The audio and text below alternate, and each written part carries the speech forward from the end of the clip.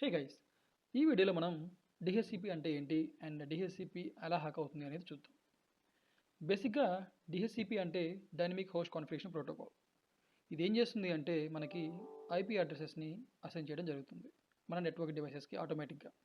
లోకల్గా ఏవైతే network devices మనం కనెక్ట్ అవుతూ ఉంటామో వాటికి ఐపీ అడ్రస్ని అసైన్ చేయడం జరుగుతుంది.